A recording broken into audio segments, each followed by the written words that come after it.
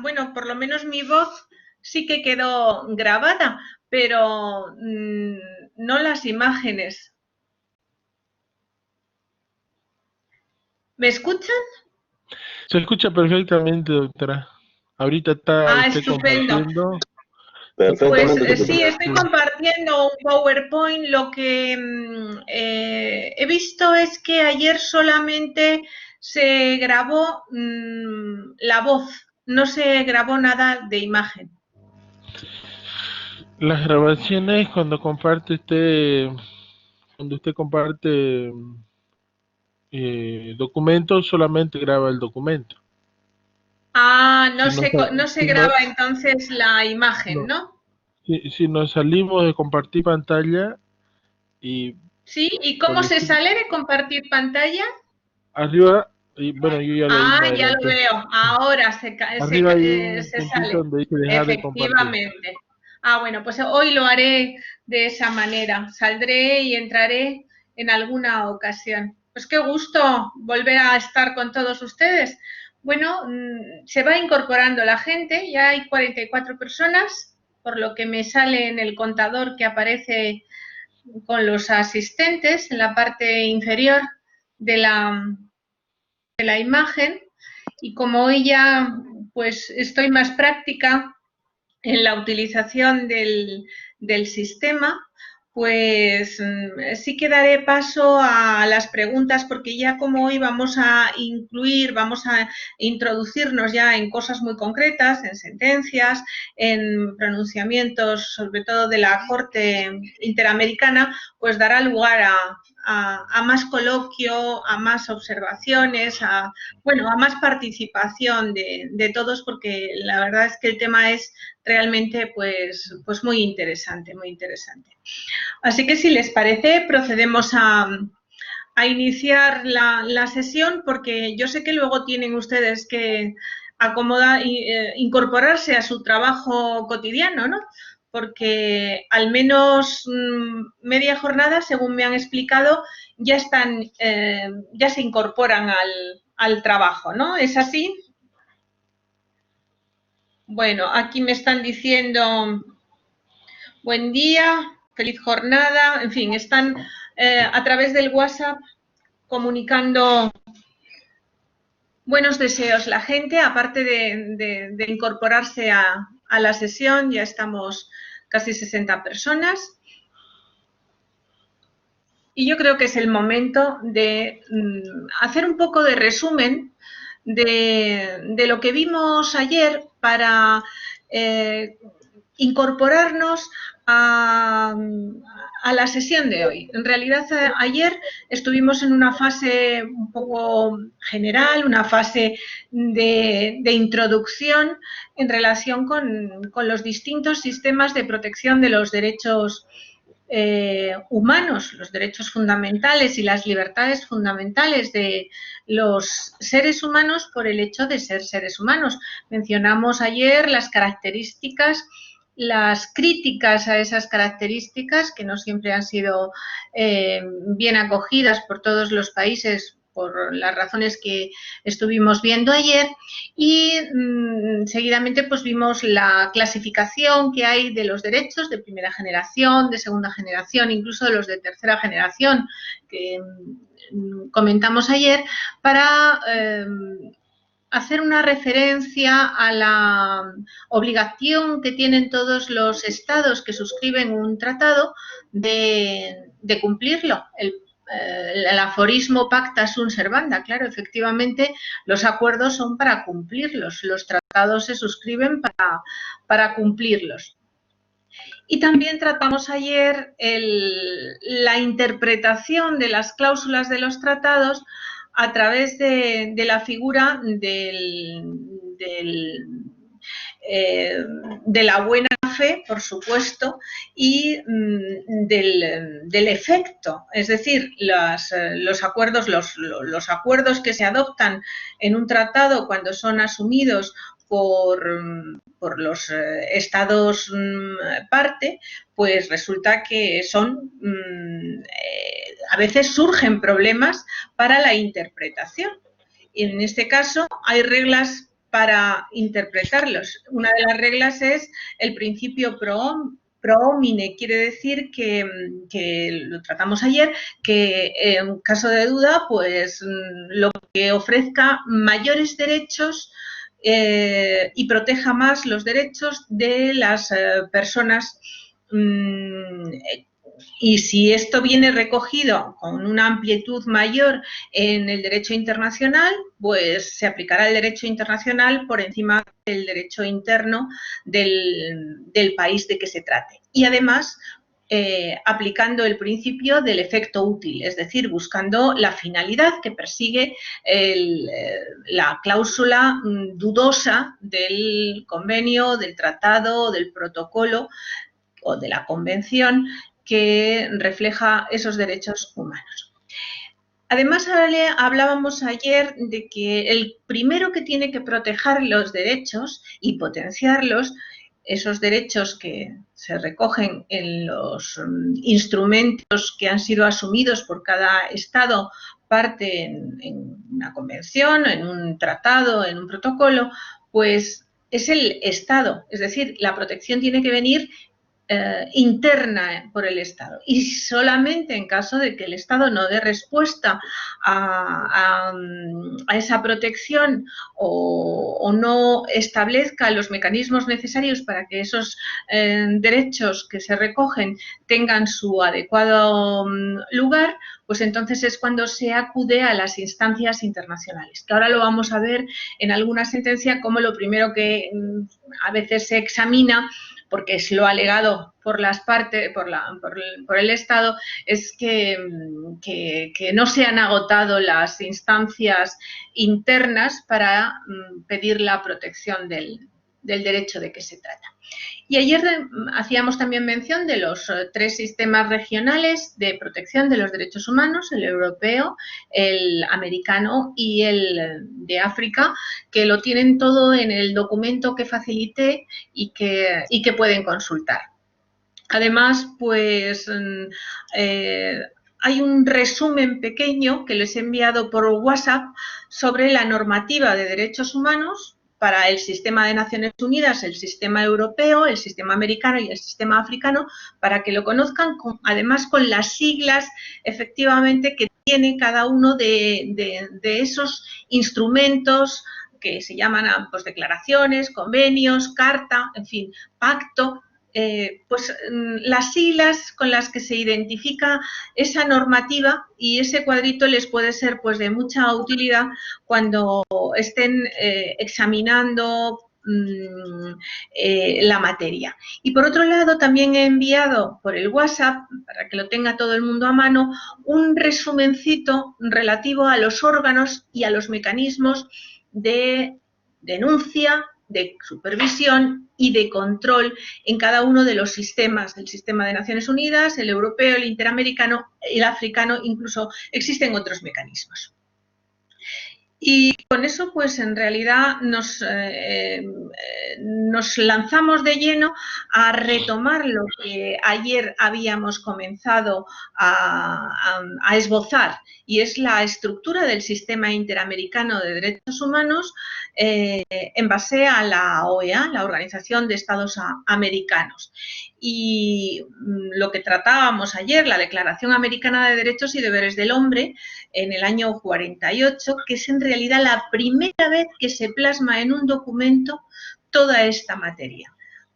Porque la Declaración Universal vio la luz unos meses después, creo que 8 meses después, vio la luz. Es decir, que el primer documento que hay que refleja todo lo relativo a esta materia es el documento que nace en la OEA.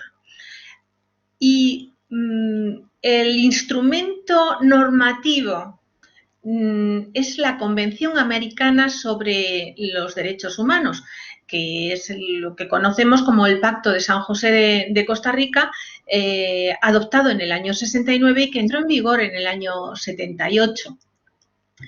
Esta convención es la que tenemos que manejar especialmente bien, porque las sentencias de la Corte Interamericana de Derechos Humanos se basan en esta convención.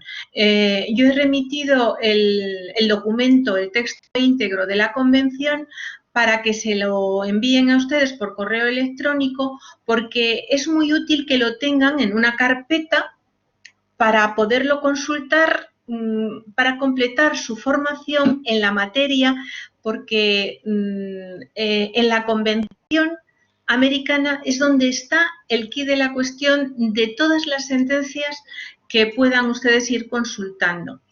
La Convención recoge, por un lado, la obligación de los Estados de respetar los derechos y libertades que se recogen en la Convención. Es decir, hace una pormenorización de toda esta materia, igual que luego recoge los derechos, esa relación de derechos pormenorizada que están incluidos dentro de la Convención. Recoge muchos derechos que luego han sido desarrollados a través de los instrumentos que hoy vamos a mencionar, desarrollados e incluso completados con otros derechos que no se recogen en la Convención, puesto que es un sistema de numerus apertus, la posibilidad de crear o que nazca la necesidad de proteger otros derechos. Es decir, de hecho, en los artículos 3 a 25, pues la Convención recoge los derechos civiles, políticos y sociales. Pero cabe la posibilidad de que haya protección de algún otro derecho que no esté exactamente allí recogido, porque se permite esa posibilidad y además, claro, una convención es una cuestión un poco general y luego hay que desarrollarlo particularmente y se desarrolla a través de determinados instrumentos que tienen el carácter de norma y que han sido asumidos también por los Estados miembros, como vamos a ir viendo después. La misma convención, en el artículo 26, cita el compromiso de los Estados de crear legislaciones para acomodar su legislación y crear normas internas para proteger toda la cuestión, todos los derechos que se recogen allí. Es decir, y todos los derechos que provienen de la Carta de la Organización de los Estados Americanos. Además, en los artículos 27 y 31, pues explica la suspensión de las garantías, la interpretación, los criterios de interpretación de lo que recoge la Convención. El artículo 32 establece los deberes de las personas y seguidamente crea los órganos responsables de velar por la protección y la promoción de los derechos humanos. Que es la Comisión Interamericana de los Derechos Humanos y la Corte Interamericana de Derechos Humanos, que hoy comenzaremos a desarrollar para saber cuáles son sus funciones, cuál es su composición, en fin, para profundizar en la materia, que muchos simplemente será recordar conceptos que tengan de sus estudios universitarios y de su formación académica. Seguidamente, en la misma convención se recoge la organización, las funciones, las competencias y el procedimiento tanto de la Comisión Interamericana como de la Corte Interamericana de Derechos Humanos. Y recoge en los artículos 70 a 73 las disposiciones generales de ambas instituciones, como por ejemplo la inmunidad diplomática a los miembros de ambos organismos. Y termina pues con cuestiones generales sobre la firma, la ratificación, la reserva, la enmienda, protocolo y denuncia de los instrumentos y de la convención en especial. Es verdad que a partir de la convención hay una pluralidad de instrumentos que se denominan instrumentos adicionales. Lo vamos a ir viendo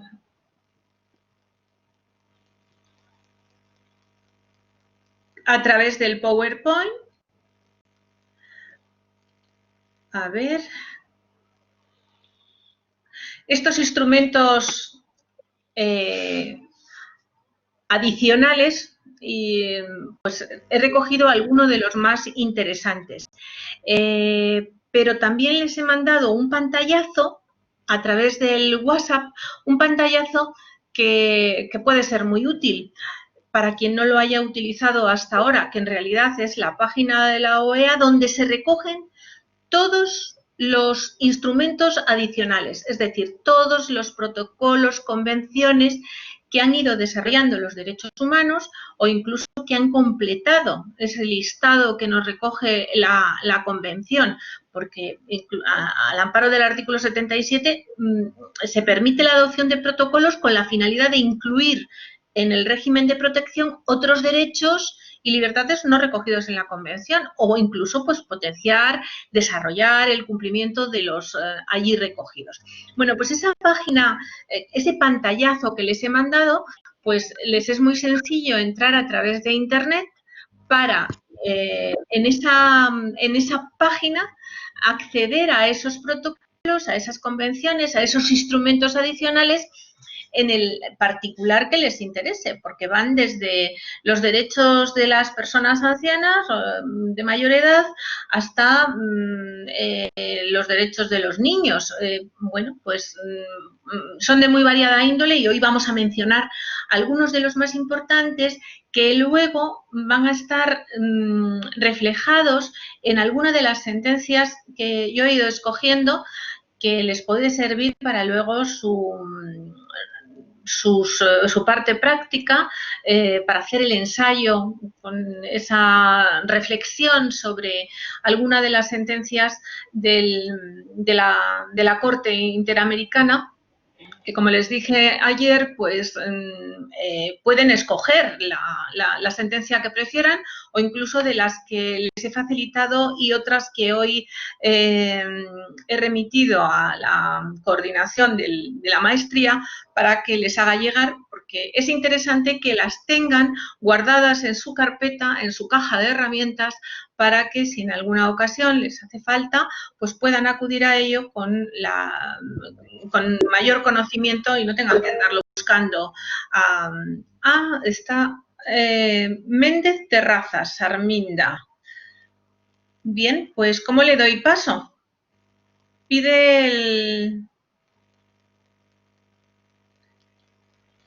Ha levantado la mano y pide intervenir. ¿Hola?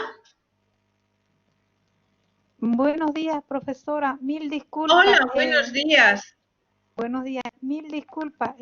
Equivocadamente apreté el que no es que quisiera participar en debate. No, bueno, pues... Muchas gracias. Bueno, pero así vemos que funciona perfectamente, así que nos ha sido muy útil, porque así vemos que funciona. Así que para quien quiera participar, pues puede levantar la mano y ahora me doy cuenta de que efectivamente no necesito hacer nada para que pueda intervenir. Es decir, no es que tenga que pinchar en ningún sitio, que era mi duda, si para poder dar paso a que alguien intervenga tengo yo que facilitarla. Pensaba que no, porque no soy el administrador del grupo, pero por si acaso. Entonces, bueno, pues comentando y siguiendo con estos instrumentos adicionales que nos recoge el artículo 77 de la Convención y que están en la página esa que les he mandado el pantallazo y que además en el documento general que se les facilitó al principio antes de comenzar este módulo de la maestría, pues está y es muy útil porque simplemente se va pinchando en cada uno de los protocolos o convenciones y se te abre todo el texto de la convención o del protocolo o del instrumento de que se trate. Entre los más destacados, pues nos encontramos con la Convención Interamericana para prevenir y sancionar la tortura, que se adoptó en el año 85 y entró en vigor en el año 87. Esta convención por un lado, incluye una detallada definición de lo que es la tortura, así como de la responsabilidad por la comisión de este delito. Y los Estados parte no solo se comprometen a castigar severamente a las personas que cometan actos de tortura, sino que además se obligan a una adopción de medidas para prevenir y sancionar cualquier otro trato que sea cruel, inhumano o degradante dentro de sus respectivas jurisdicciones. Y además establece que las personas acusadas de cometer tortura no pueden evadir la acción de la justicia yéndose al territorio de otro Estado. Y en este sentido yo he escogido una sentencia interesantísima, la sentencia Loaiz Tamayo con Perú. Es una sentencia muy, muy interesante. La sentencia recogió en su momento un trato cruel y degradante. Y aquí enlazamos con una pregunta muy interesante, una cuestión que planteó muy interesante uno de los asistentes ayer a la sesión de ayer en relación con la reparación. Es verdad que la reparación de los perjuicios es una de las asignaturas pendientes dentro de esa protección de los derechos humanos. Y en esta sentencia se ve expresamente las dos cosas que comentaba el compañero que hizo la mención ayer. Por un lado, la reparación y por otro lado, la dilatación en las respuestas por ejemplo, de la Corte Interamericana. Les cuento un poquito el asunto, sin perjuicio de que puedan leer un resumencillo de la sentencia que se les va a enviar. Nos encontramos con que Loaiz Tamayo, Carolina, era una profesora de universidad y resulta que sufrió una lesión en sus derechos humanos y aquello pues se llevó a la Corte Interamericana de Derechos Humanos, efectivamente, la Corte Interamericana. Y la Corte Interamericana dictó una sentencia declarando la responsabilidad del Estado por tratos crueles, inhumanos o degradantes respecto, bueno, creí que se llamaba Carolina, pero es María Elena Loaiza Tamayo. Y además la falta de garantías y protección judicial para poder cuestionar su detención y el proceso en la jurisdicción penal militar. Se dicta la sentencia, se recoge en esa sentencia la sentencia se contextualiza en una época en donde existió una práctica muy generalizada en este país de tratos crueles, inhumanos, degradantes con motivo de las investigaciones por delitos de traición a la patria y terrorismo. Y nos encontramos que esta persona, María Elena, estuvo incomunicada, imposibilitada de presentar un recurso judicial para cuestionar su detención. Luego fue exhibida como terrorista públicamente a través de los medios de comunicación con un traje a rayas y para luego ser procesada y absuelta por el delito de traición. Efectivamente. Sin embargo, luego en la jurisdicción ordinaria fue condenada por un delito de terrorismo y fue condenada a la pena de 20 años.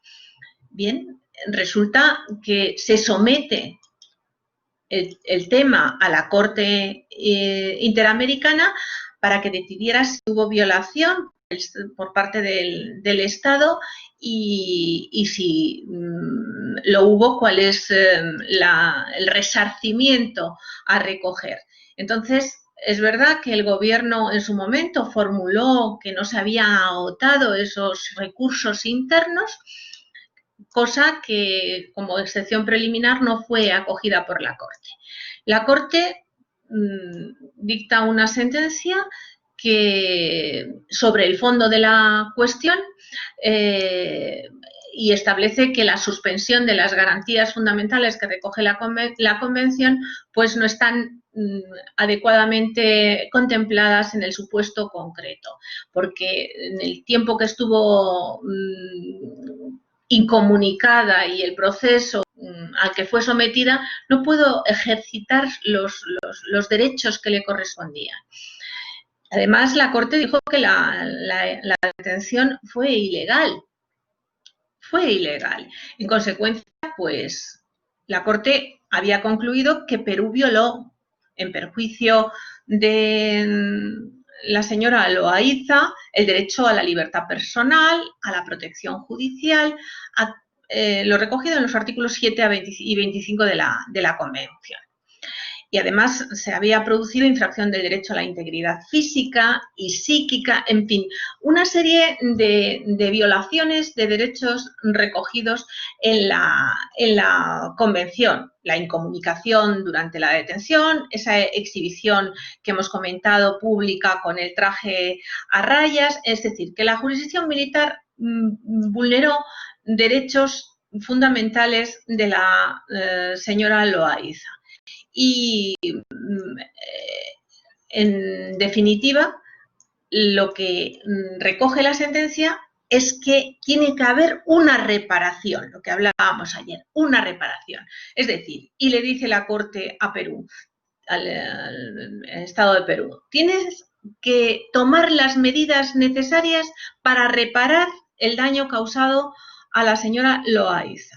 Es decir, reincorporarla al servicio docente en instituciones públicas y además a pagarle el monto de todos los salarios y las prestaciones que habría tenido tanto en sus actividades en sectores públicos como privados al momento de su detención hasta el pronunciamiento de la sentencia. Además, tiene que asegurarle el Estado, le dice la Corte, el pleno goce de su derecho a la jubilación, incluyendo el tiempo transcurrido desde su detención.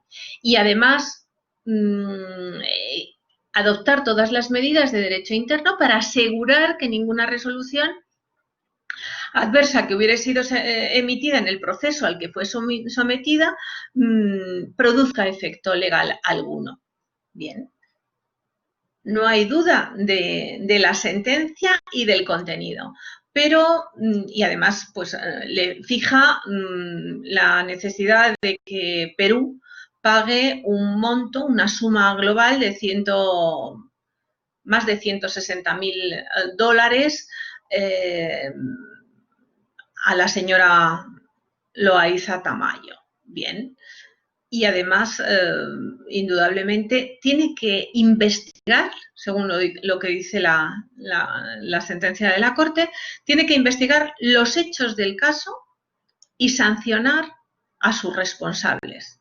Y además, adoptar las disposiciones necesarias de derecho interno para asegurar el cumplimiento de esta obligación. Y recoge además el pago de $20.000 en concepto de honorarios y de gastos. Bien.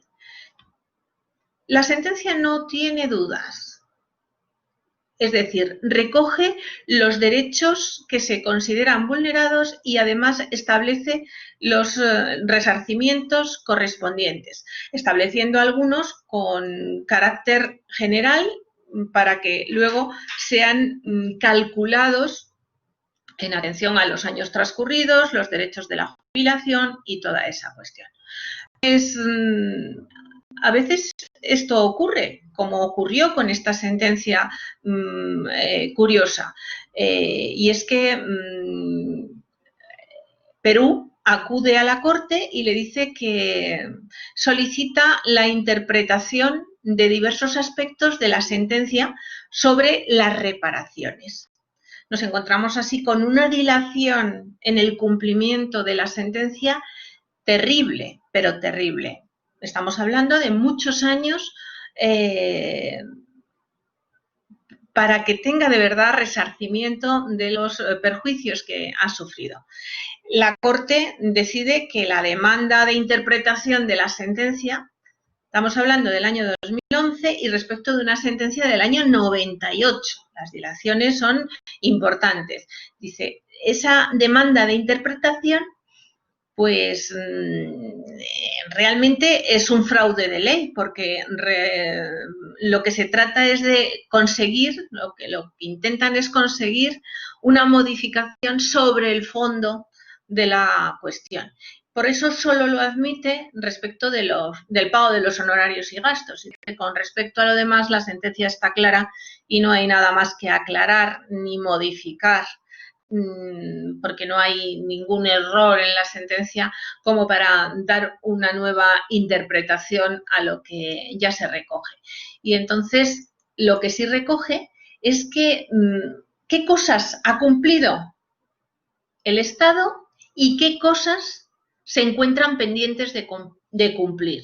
Y entonces recoge que todavía no se ha cumplido cosas esenciales que se recogen en la sentencia, como la incorporación al servicio docente en una institución, asegurar el pleno goce de su derecho a la jubilación, incluyendo el tiempo transcurrido durante la detención, y tampoco la investigación de los hechos y la sanción a los culpables. Y esto era lo que preguntaba ayer el compañero que hacía referencia a esta cuestión. Efectivamente, dilación y además no cumplimiento exacto de la sentencia. Por eso la Corte, en este caso, requiere al Estado de Perú para que adopten las medidas necesarias para dar efectivo y pronto cumplimiento a todo ello. Y además le pide al Estado que presente un informe detallado indicando cuáles son las medidas que se han adoptado para la reparación en los términos que recogía la sentencia. Además, le dice a la señora Loaiza Tamayo y a la comisión que pueden presentar las observaciones que le parezcan oportuno sobre toda esta cuestión. Bueno, esta sentencia, como pueden ver, es muy indicativa de la aplicación del protocolo adicional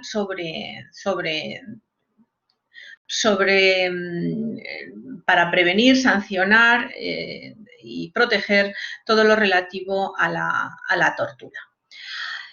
Otro de los protocolos interesantes es el protocolo en materia de derechos económicos, sociales y culturales, que se conoce como Protocolo de San Salvador, adoptado en el año 88 y entró en vigor en el año 99.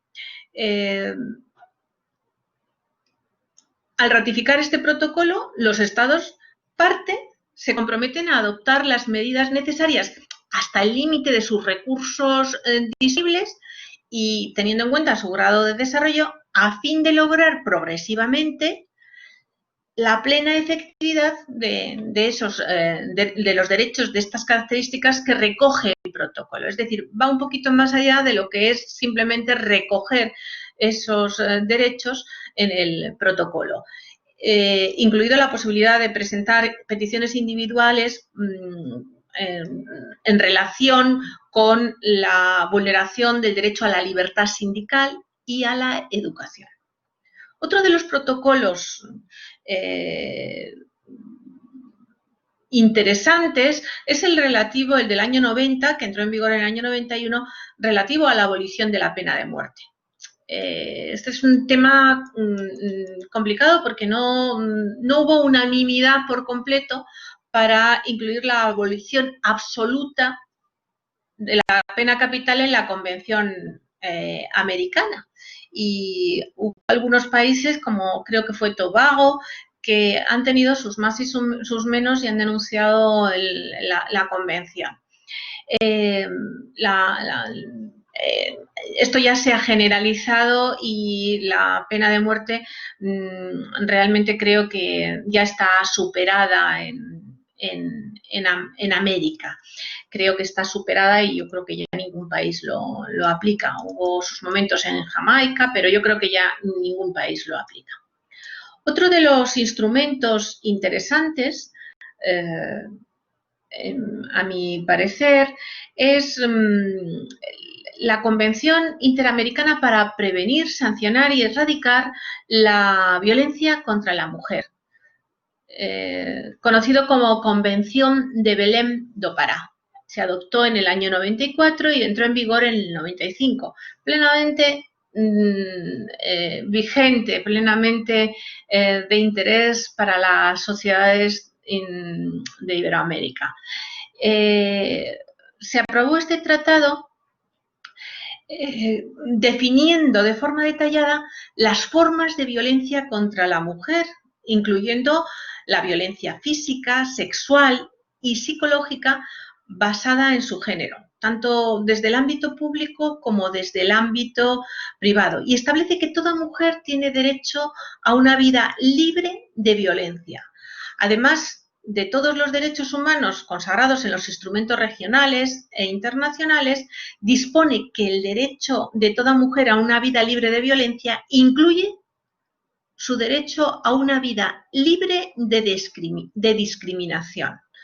Y los Estados parte de este instrumento pues acuerdan condenar todas las formas de violencia contra la mujer y además no solo eso, sino realizar una actuación positiva, es decir, investigar, enjuiciar y sancionar todos los actos de violencia con la debida diligencia, debiendo además adoptar todas medidas de carácter político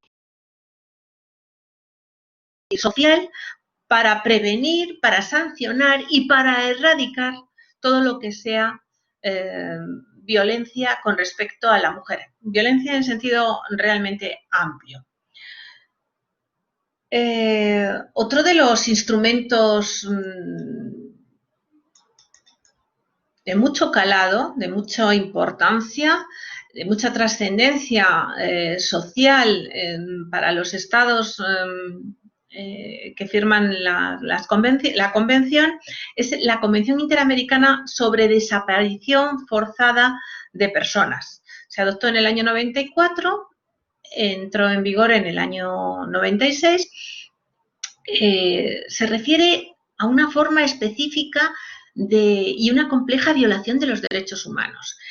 Los estados parte se comprometen no solo a abstenerse de practicar, permitir o tolerar la desaparición forzosa, sino también a sancionar de una manera rápida, ágil, a los autores, a los cómplices, a los encubridores, a todos los que puedan participar en este tipo de delitos dentro de sus respectivas jurisdicciones. Y además se comprometen a recoger en su derecho interno este tipo de delitos, es decir, a tipificar específicamente la desaparición forzada como delito dentro de su ordenamiento jurídico. Y efectivamente, este tratado incluye el delito de desaparición forzada entre aquellos que justifican la extradición, para evitar que las personas acusadas de este crimen pues puedan evadirse de la acción de la justicia marchándose a otro estado. Si se marchan a otro estado parte, se podrá solicitar la extradición para poder juzgar a esa persona. Y además incluso van más allá este tratado, porque reconoce a la Comisión la facultad de adoptar medidas cautelares en caso de desapariciones forzadas. He recogido también una sentencia muy interesante sobre este supuesto de la desaparición forzada y luego lo vamos a tratar, porque entre la documentación que se ha enviado pues está una sentencia sobre este particular que es realmente interesante.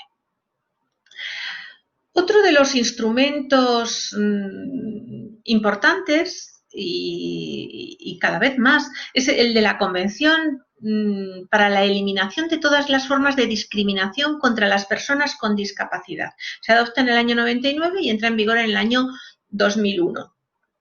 Su objetivo: prevención y eliminación de todas las formas de discriminación de las personas con discapacidad y además una actuación positiva de los estados. Tienen que propiciar la integración de estas personas en la sociedad, en la vida cotidiana.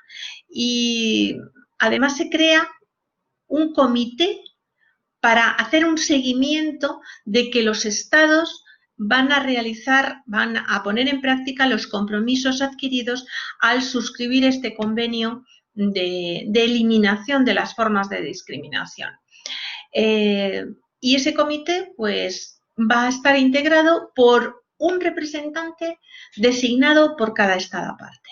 Es decir, dentro de lo que es el sistema interamericano de protección de los derechos humanos, vemos que no solamente es la Comisión y la Corte los dos órganos esenciales que se nutren de representantes de cada uno de los estados que forman parte, sino que hay más organismos, más instrumentos que van a servir para seguimiento o incluso para obligar a los estados a la aplicación concreta de esas obligaciones que asumen cuando han firmado la convención y cuando han suscrito la convención podemos llamar general, y cuando van suscribiendo estas convenciones particulares respecto de asuntos concretos, como es la relativa a la erradicación de toda forma de discriminación contra las personas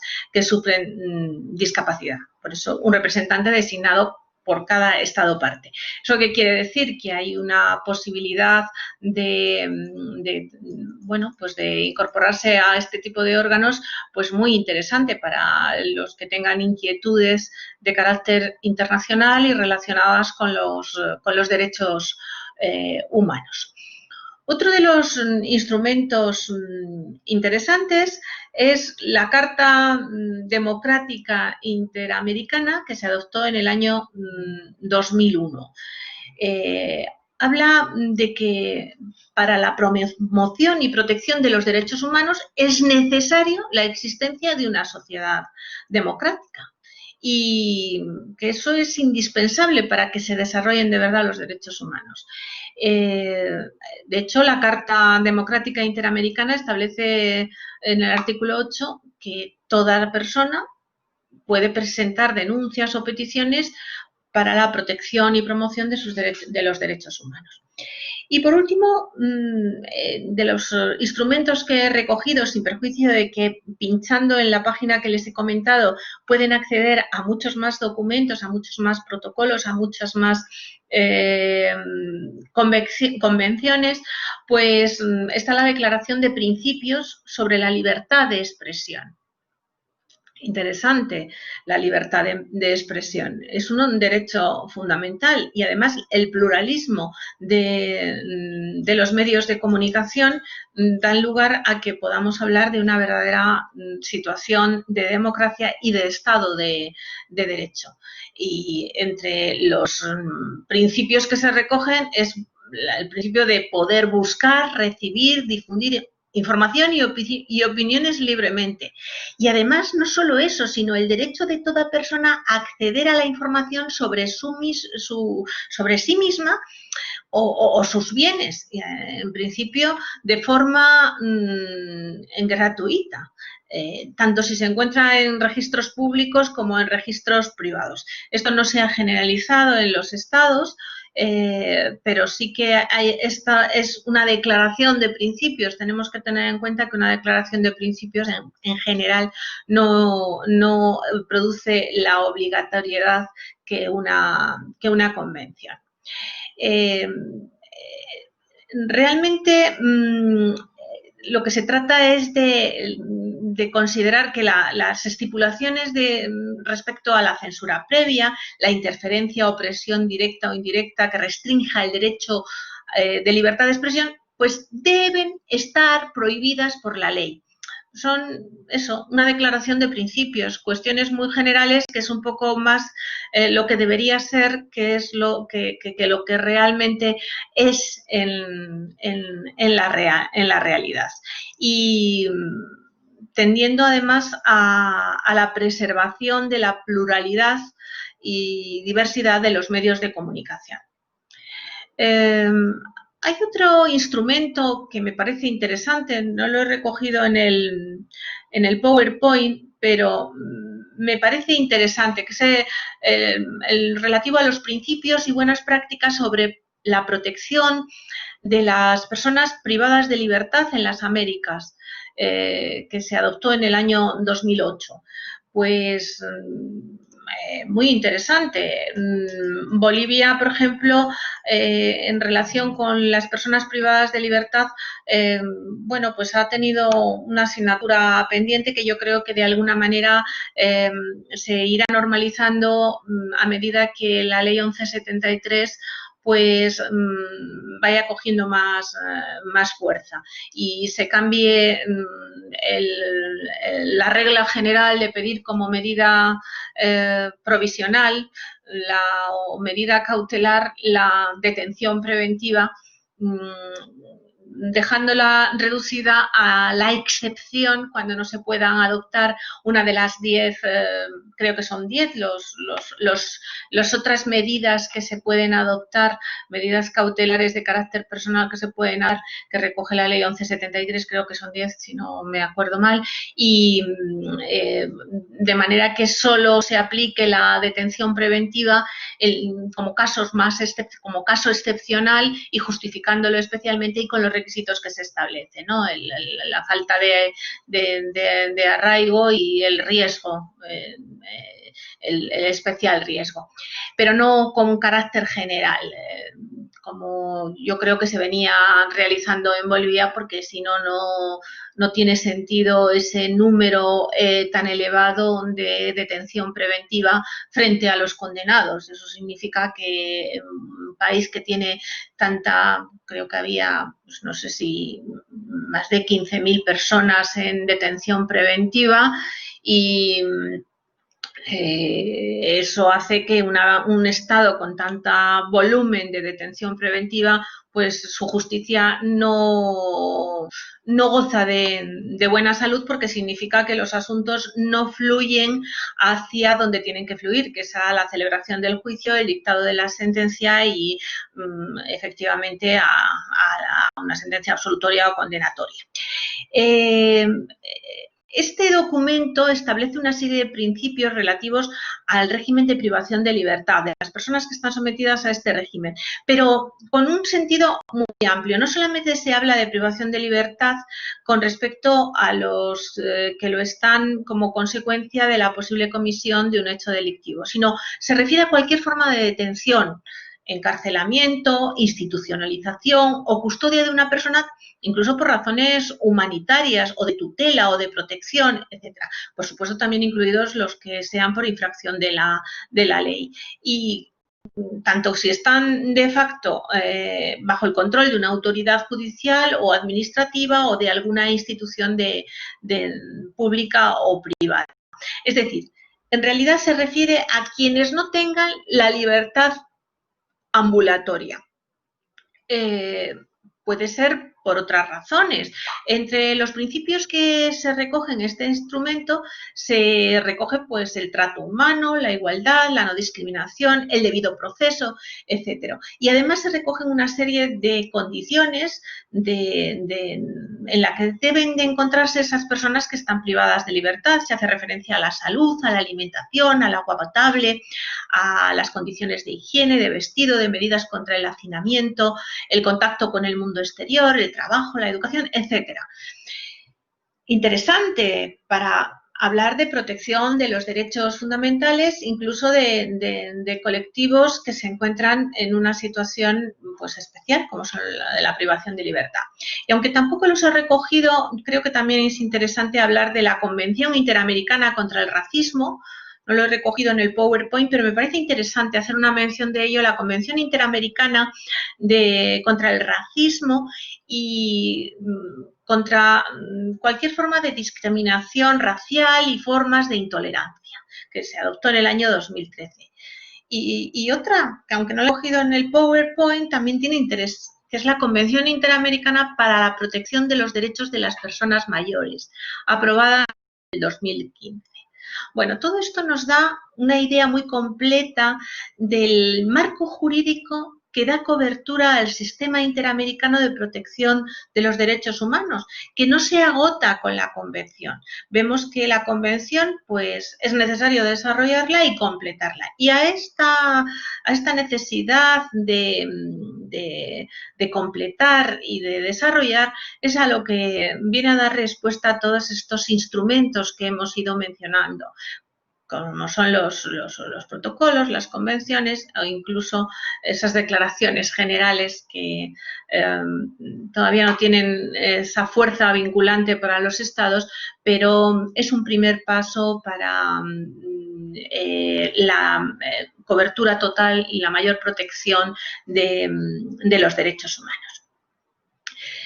Y una vez que tenemos recogido el marco jurídico en el que nos movemos y que luego nos va a dar nos va a ser de mucho interés cuando examinemos sentencias concretas, pues vamos a ver cuáles son los órganos del Sistema Interamericano de Derechos Humanos. Los dos órganos fundamentales, que no son los únicos, ya hemos visto que se crean comisiones para el seguimiento de cosas concretas, que se nutren además de participantes de los distintos Estados miembros. Pero los dos órganos esenciales, pues por supuesto, es la Comisión Interamericana de Derechos Humanos y la Corte Interamericana de Derechos Humanos. La comisión, pues su origen está en Santiago de Chile en el año 59. Una reunión o consulta de ministros de Relaciones Exteriores que se celebra allí, adopta una serie de resoluciones relativas al desarrollo y fortalecimiento del sistema interamericano de derechos humanos. Y dice que la declaración proclama que la armonía entre las repúblicas americanas solo puede ser efectiva en tanto que se produzca respeto a los derechos humanos y a las libertades fundamentales, y todo ello dentro de la democracia representativa.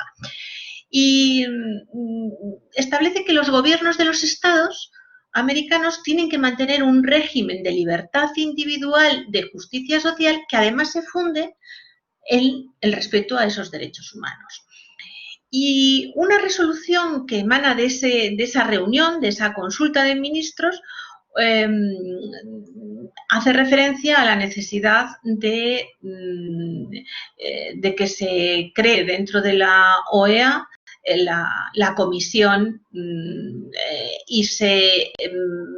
y que además se dé lugar a un proyecto de convención sobre derechos humanos y a la creación de una Corte Interamericana de Protección de los Derechos Humanos, y además a otros órganos que sean necesarios para la tutela y observancia de los mismos. Y esa reunión del año 59 llegó a determinados acuerdos. El primero, la creación de una comisión interamericana. Comisión formada por 7 miembros elegidos a título personal de ternas que presente cada gobierno. Y son elegidos por el Consejo de la Organización de los Estados Americanos, que es la encargada de promover el respeto a los derechos humanos, y además su organización vendrá dada por el mismo Consejo con las atribuciones que el propio Consejo establezca.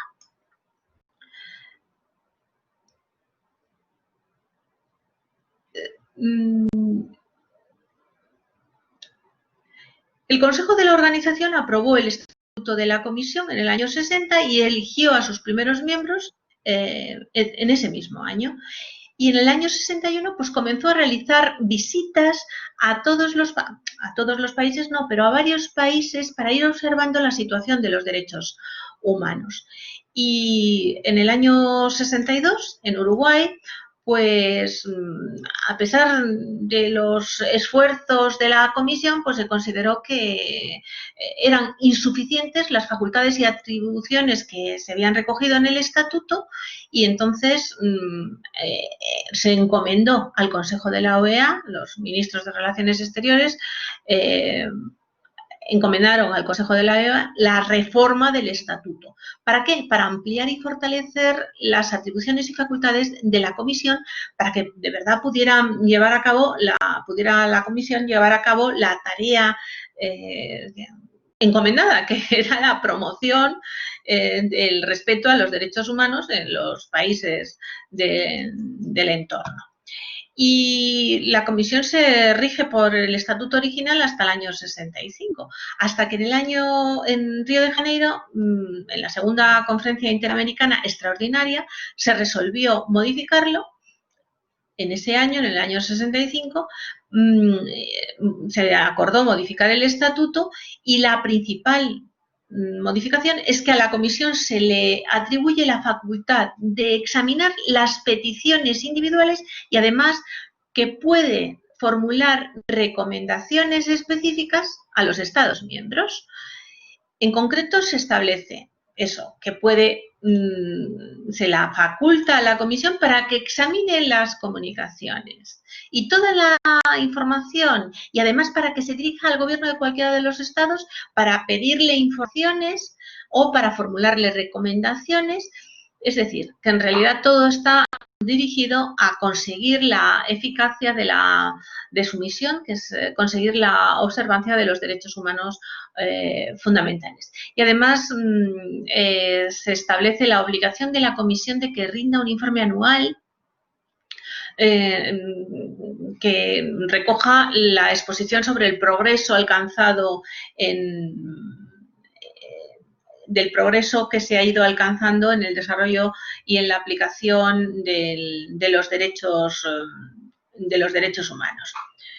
Y recogiendo además pues una relación de los campos en los que se han tomado medidas para dar mayor vigencia, y se formularán las observaciones correspondientes que la comisión tenga al haberse nutrido de las informaciones que va recibiendo de los Estados miembros.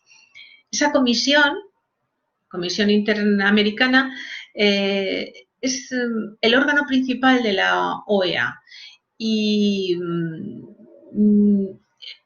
mientras todavía no entrara en vigor la Convención Americana, se estableció que la comisión era la encargada de velar por la observancia de los derechos humanos. Efectivamente, la propia Carta establecía que habrá una comisión que tendrá esa función principal. Y además, no solo eso, sino que su función va más allá, que es la función consultiva, la posibilidad de que los estados puedan acudir para hacer consultas a la comisión. Ahora, cuando veamos las funciones que tiene encomendadas la comisión, veremos que una de sus funciones es la consultiva, igual que el Consejo, la Corte Interamericana. El estatuto que rige actualmente el funcionamiento de la comisión se aprobó en La Paz en el año 79 y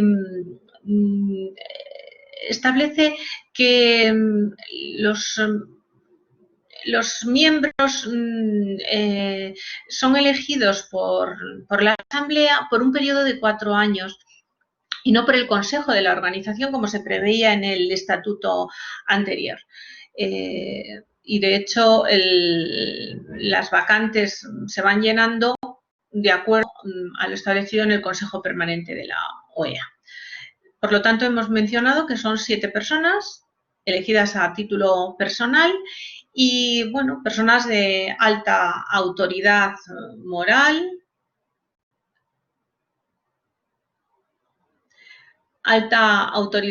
y reconocida competencia en materia de derechos humanos, y la duración de su mandato, pues los 4 años, renovables por un único periodo.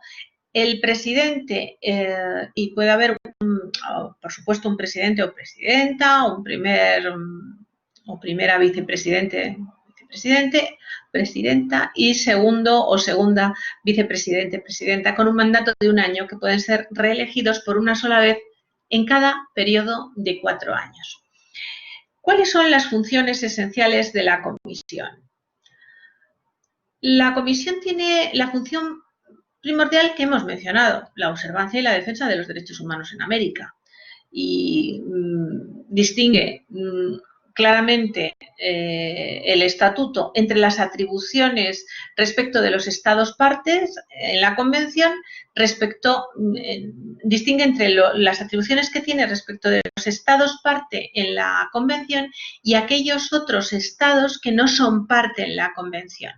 Decíamos ayer que creo que en la OEA en estos momentos hay 35 Estados miembros de la OEA, salvo que mis datos no estén completamente actualizados, que entonces ruego a quien tenga otros datos que me los facilite.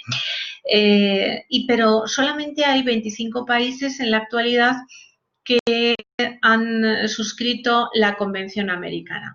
Entonces, claro, la función de la Comisión es distinta con respecto a los que han suscrito la Convención y los que no han suscrito la Convención.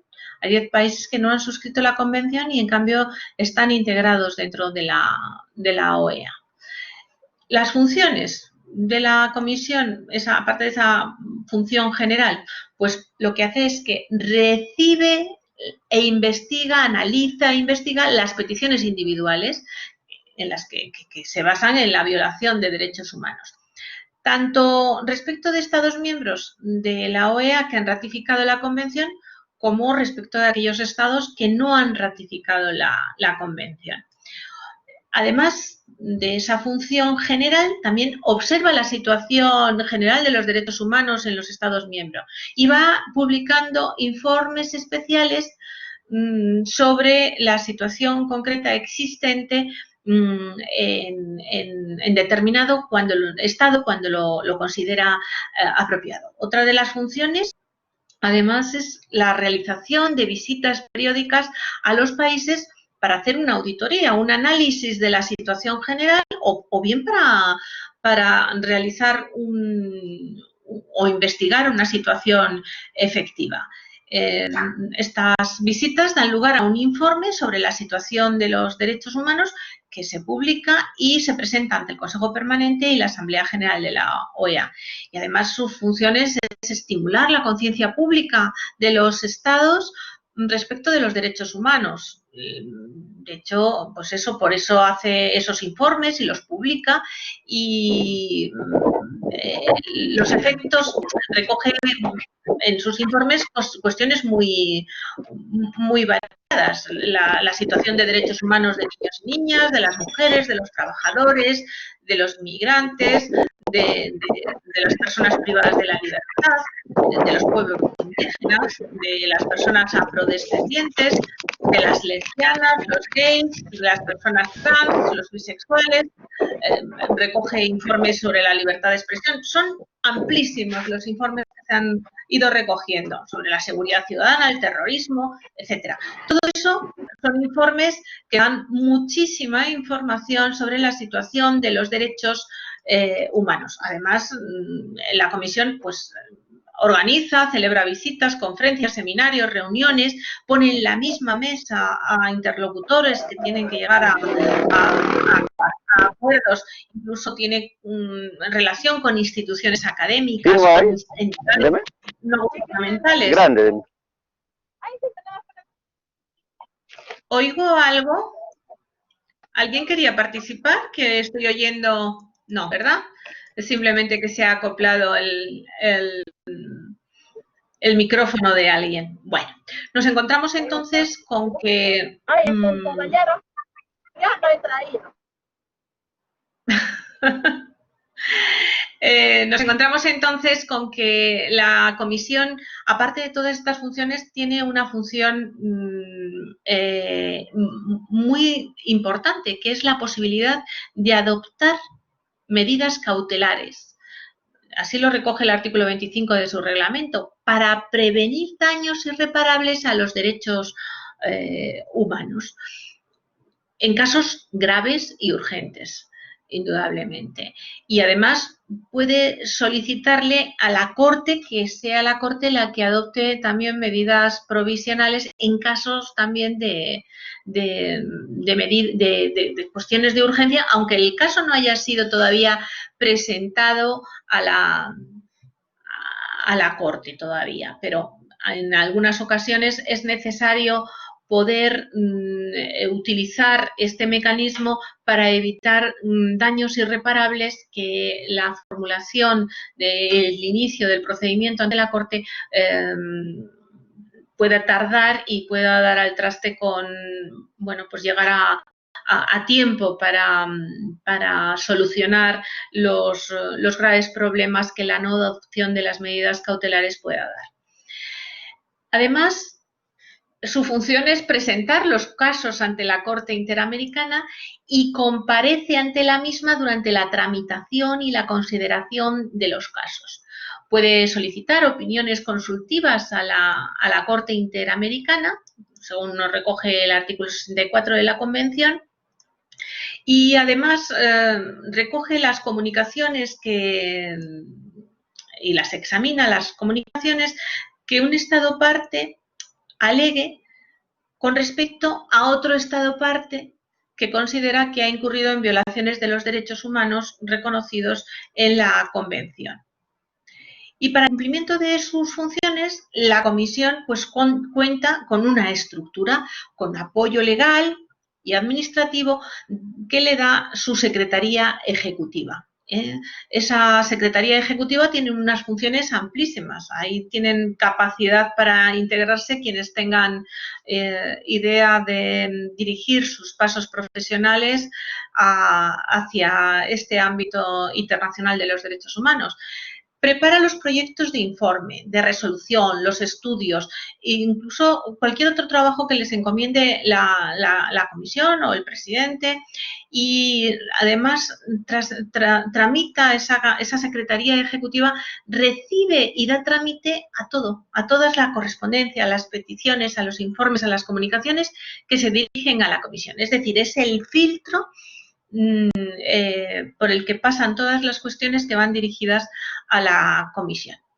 Bueno, la comisión, claro, tiene una organización y que se rige por el reglamento, tanto la convención como el estatuto, pues le facultaban a la comisión para adoptar su propio reglamento de organización interna, y ese reglamento pues se aprueba en el año 2009 y ha sido objeto de modificaciones, especialmente en el año 2011. Bueno, en la diapositiva que les he puesto se hace referencia, en el PowerPoint se hace referencia al reglamento. Y el reglamento recoge pues eso, todo lo que es la naturaleza, la composición, sus miembros, su directiva, hace referencia a esa Secretaría Ejecutiva, al funcionamiento, y recoge, por supuesto, todo lo relativo a esas disposiciones generales del procedimiento aplicable ante la comisión, y tanto para los estados que son parte en la convención como los estados que no son parte en la convención. Hace referencia al informe anual que debe de presentar, a otros informes, a la celebración de audiencias sobre... Han levantado la mano, ahora no sé quién lo ha levantado, pero le doy paso, por supuesto. ¿Quién ha levantado la mano? Bueno, no me he quedado con el nombre. Bueno, igual ha sido otro error como el anterior. Por lo tanto, pues continuamos. Se unen a la sesión, pero no levantan la mano. Bueno, el objetivo del reglamento, en realidad, pues es dar cada vez más fortaleza a la Comisión Interamericana para el cumplimiento de sus funciones. Y en la última modificación lo que se ha afianzado es especialmente la participación de las víctimas, la garantía del equilibrio procesal, la publicidad, la transparencia, etcétera. Todas estas modificaciones han ido acomodando la comisión a las necesidades para cumplir las finalidades que persigue y que tiene establecidas en su regulación. El texto actual, pues es verdad que entró en vigor en el 2010 y que ha sido modificado en el 2011. Recoge Incluso hay otro reglamento que es para el funcionamiento del Fondo de Asistencia Legal del Sistema Interamericano, que tiene como objetivo brindar apoyo financiero a las víctimas de violaciones de derechos humanos en el ámbito interamericano, para ayudar a sufragar los gastos relacionados con la tramitación de peticiones y casos ante la Comisión y la Corte Interamericana, para evitar que las víctimas tengan que realizar todas sus actuaciones a través de la Comisión. Esto les va a permitir tener su propia defensa y personarse en el procedimiento de forma individual y no con la Comisión, como se venía haciendo, que en realidad la Comisión es parte en el procedimiento ante la Corte, pero asumía la representación y la defensa de las víctimas en caso de que no lo hicieran ellas particularmente. Bueno, pues este reglamento para el funcionamiento del Fondo de Asistencia Legal del Sistema Interamericano brinda ese apoyo financiero a quien lo necesita, quien no tenga suficientes recursos para litigar ante la Corte Interamericana. Ese reglamento entró en vigor en el año 2011 y establece que la Comisión podrá conceder recursos de ese fondo de asistencia legal cuando estén disponibles a peticionarios en denuncias que hayan sido declaradas admisibles por la Comisión y respecto a la cual la Comisión haya comunicado su decisión de acumular el análisis de admisibilidad con el fondo del asunto. Entonces, establece que esos fondos se concedan a esas personas que demuestren que no tienen recursos suficientes, o bien para cubrir total o parcialmente los gastos relativos a argumentar el asunto, es decir, a recoger y remitir todos los documentos probatorios, así como los gastos relacionados con la comparecencia de la víctima, testigos, peritos, las audiencias ante la comisión y otros gastos que la Comisión pues estime pertinentes para el procesamiento de una petición o de un caso. Puede ser incluso un informe pericial. Bien, pues con esto tenemos una idea muy completa de lo que es la Comisión Interamericana de Derechos Humanos. Aquí veo que hay un error, no es Corte Internacional de Derechos Humanos. La siguiente imagen del PowerPoint que estamos compartiendo es la Corte Interamericana. Bueno, tenemos ya entonces, decíamos, una aproximación muy interesante a este instrumento que es de tanta trascendencia dentro de lo que es el Sistema Interamericano de Protección de los Derechos Humanos, que es la Comisión, de donde parte todo, porque las cuestiones llegan a la Corte Interamericana a través de la Comisión.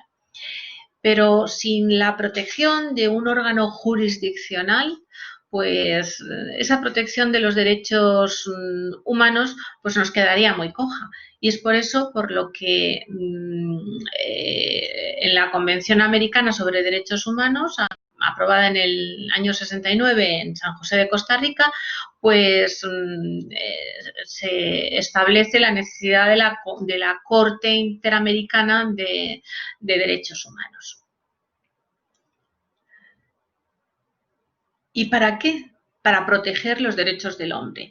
Se consideraba que la protección de esos derechos tenía que ser garantizada por un órgano jurídico, porque si no hay un derecho propiamente asegurado por el amparo de un tribunal competente, a veces todo queda en unas declaraciones de intenciones. Efectivamente, todo esto tenía su origen en lo que hemos mencionado, en la consulta de ministros de Relaciones Exteriores del año 59 que creó la Comisión y encomendó al Consejo Interamericano de Jurisconsultos la elaboración de un proyecto sobre la creación de una Corte Interamericana de Derechos Humanos y otros órganos que fueran adecuados para la tutela y protección de los derechos de estas características. Y finalmente la Convención creó la Corte Interamericana en el año 69. Pero claro, hasta que no entró en vigor la Convención, el Tribunal no pudo establecerse y organizarse. ¿Cómo está integrada la Corte? La Corte está integrada por 7 miembros.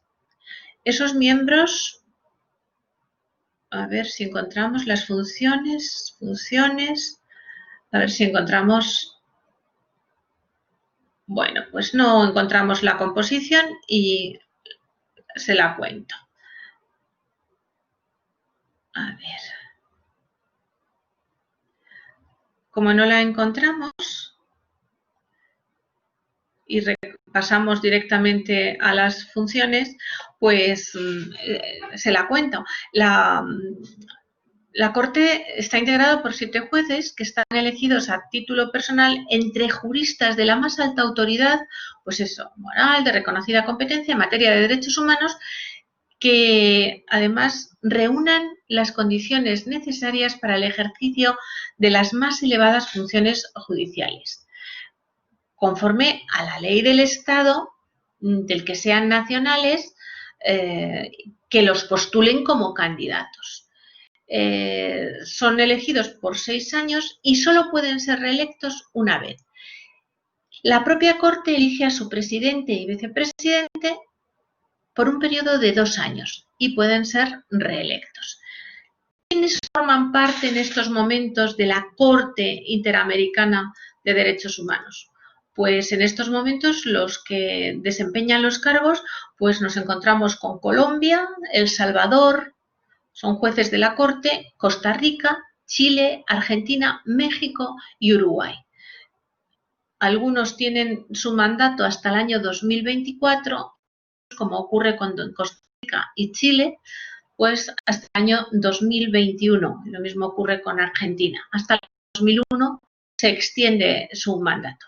En caso de que alguno de ellos cese, el mandato se extiende solo hasta esa fecha, aunque se designe a otra persona.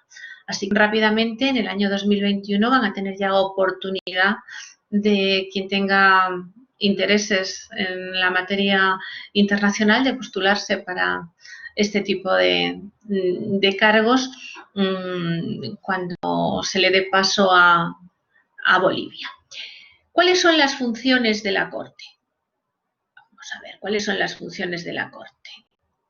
Vamos al PowerPoint otra vez, compartir. Se me ha ido el Power. Aquí está. Seleccione para compartir. Bien, aquí estamos. Bien, ¿cuáles son las funciones de la Corte? Nos lo recoge el artículo 1 del Estatuto de la Corte. Es una institución judicial autónoma. Su objetivo es la aplicación e interpretación de la Convención Americana sobre Derechos Humanos. Y para el de esta finalidad, la Corte tiene 2 funciones esenciales. Por un lado, una función jurisdiccional que se rige por los artículos 61, 62 y 63 de la Convención Americana, y por otro lado, una función consultiva que se rige por el artículo 64.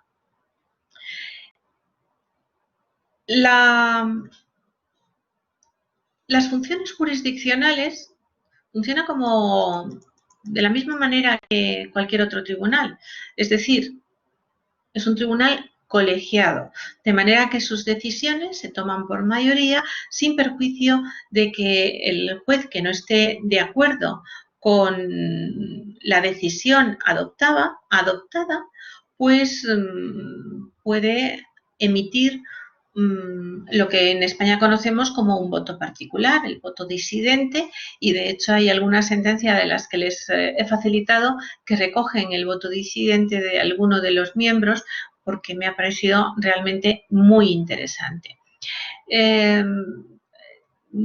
realmente la función jurisdiccional solamente afecta a los estados que sean parte en la convención y que han reconocido la competencia de la Corte. Y solo esos estados están autorizados para someter a su decisión un caso relativo a la interpretación o aplicación de la Convención Americana, pero siempre que se haya agotado el procedimiento que tiene lugar ante la Comisión y que se encuentra previsto en los artículos 48-50 de la Convención. Para que pueda presentarse ante la Corte un caso contra un Estado, pues es que es indispensable que este Estado haya reconocido la competencia de la Corte. Y esa competencia ha podido ser reconocida con carácter general, de forma incondicional para todos los casos, o bien en un caso concreto, bajo la condición de reciprocidad para un tiempo determinado o para un caso específico. En cuanto a la función consultiva,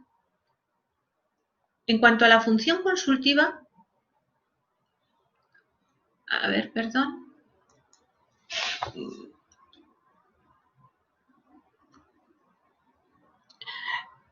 En cuanto a la función consultiva de la Corte, ha sido utilizada en muchas ocasiones por los distintos estados y ha creado realmente una base de interpretación de los artículos de la Convención, de las distintas disposiciones de la Convención. Vamos a examinar en estas sesiones un supuesto de consulta realizado a la Corte que yo creo que tiene que ver con un supuesto que comentó ayer un compañero con respecto a la privación de la patria potestad respecto de unas hijas de una juez por razón de sus preferencias sexuales, que también estaba unido con el resarcimiento de los perjuicios sufridos por una vulneración de derechos humanos.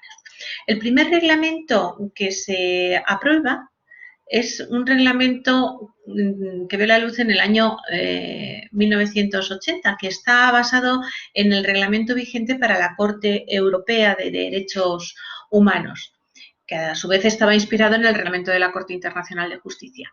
Y entonces, como necesitaba agilizar el procedimiento, la Corte aprobó un segundo reglamento en el año 91 y todavía hemos visto un tercer reglamento en el año 96, que entró en vigor en el año 97. Esta es la mayor modificación porque otorga a los representantes de las víctimas o de sus familiares la facultad de presentar en forma autónoma sus propios argumentos, así como las pruebas en la etapa de reparaciones del proceso.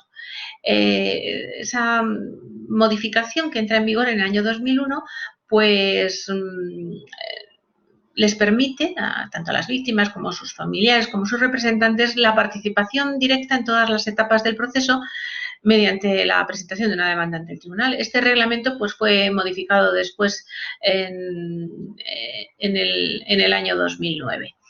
La principal peculiaridad de la reforma es el otorgamiento de mayor protagonismo a las víctimas.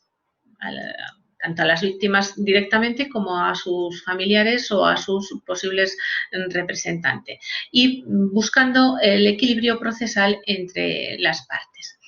El inicio del procedimiento ante la Corte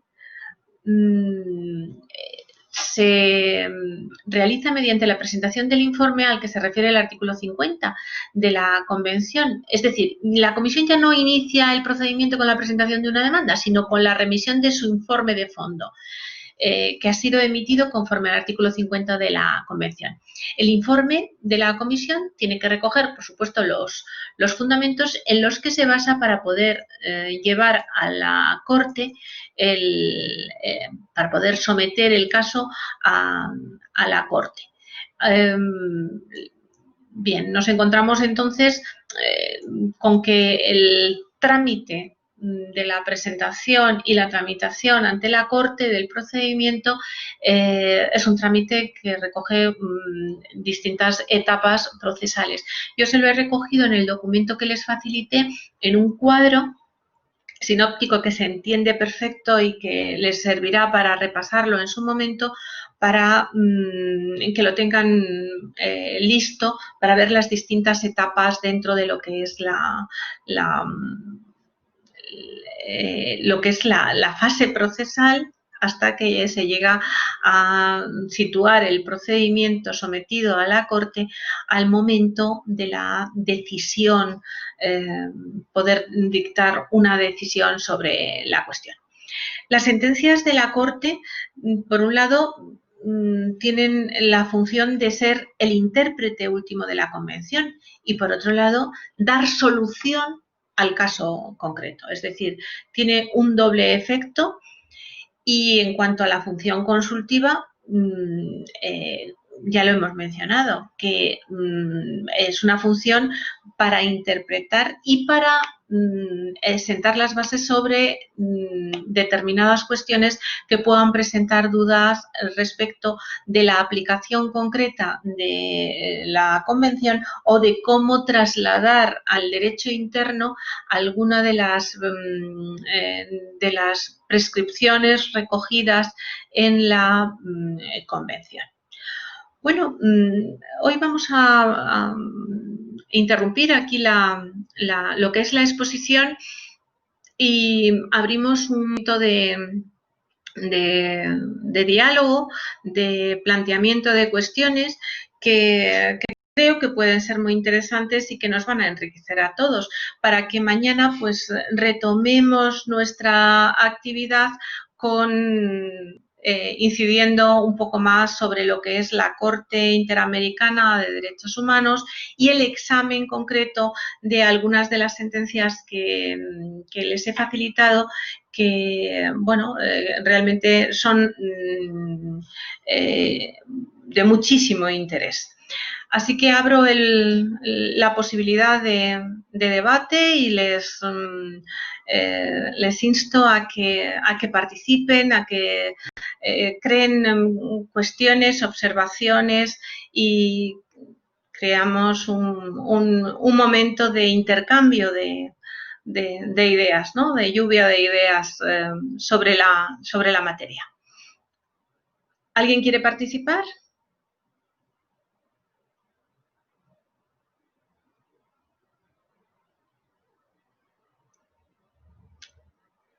¿No hay nadie que quiera participar?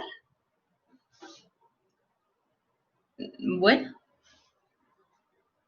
pues entonces damos por terminada la sesión de hoy y mañana les recuerdo que empezaremos un poquito más tarde porque es sábado, así que mañana comenzaremos a las 8 de la mañana, que para España son las 14 horas.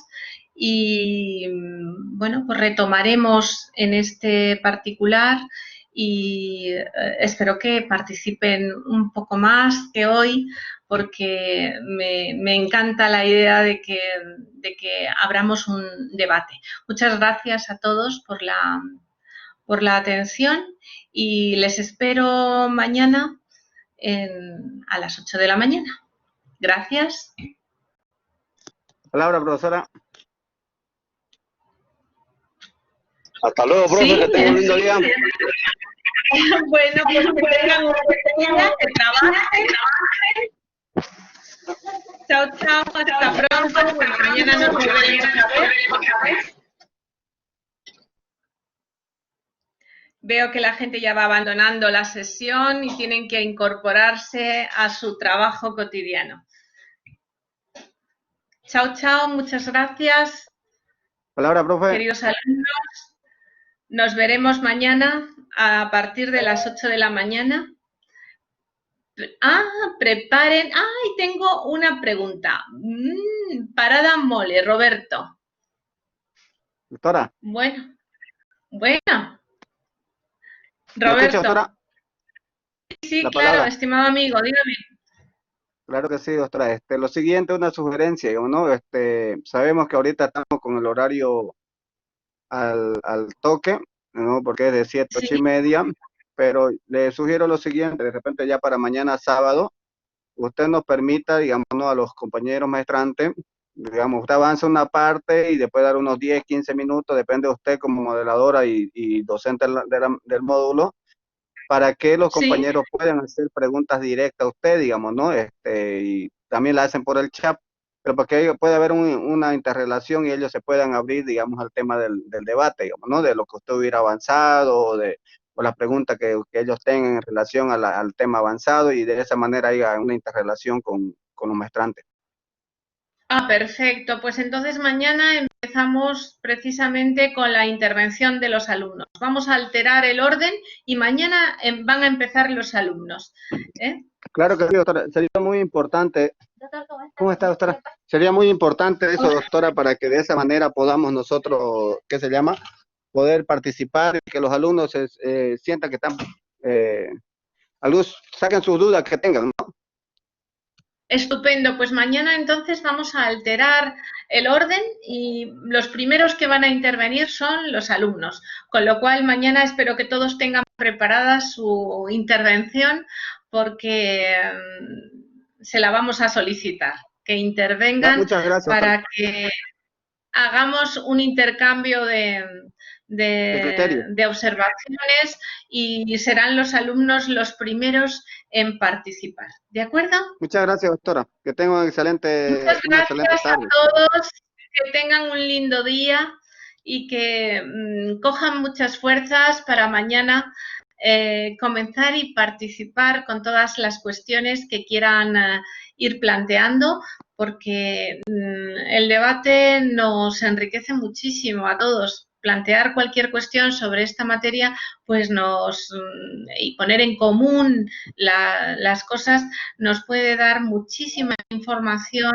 sobre no solamente sobre los datos de todas las instituciones de derecho internacional, sino sobre problemas concretos que luego se pueden encontrar en su vida cotidiana cuando realicen el juicio de convencionalidad, cuando vayan a resolver algún asunto los que son jueces o cuando vayan a plantearlo quienes estén realizando funciones como abogados o los que colaboren en los órganos de la Administración de Justicia, incluso para que se cuestionen la posibilidad de dedicar su vida profesional a estos organismos internacionales que estamos, de protección de derechos humanos, que estamos mencionando. Hay una carrera profesional preciosa con mucha amplitud de miras, con unas retribuciones muy interesantes, que quizá sea posible que mucha gente se lo pueda plantear como una opción. La materia es muy bonita y el trabajo en estas instituciones me consta que es realmente interesante. Así que mañana nos volvemos a conectar y comenzando eso con la intervención de los alumnos. De acuerdo, en la primera parte, como además mañana tenemos mucho tiempo, tenemos una mañana larguísima y una tarde o parte de la tarde para poderla dedicar a esto, pues sin perjuicio de que haremos algún receso para que no se haga tan largo y podamos coger fuerzas con un café o con un té, pues que sea su participación el principio de toda nuestra sesión de mañana. Muchas gracias a todos por la atención. Siempre es un placer estar con los bolivianos. Chao.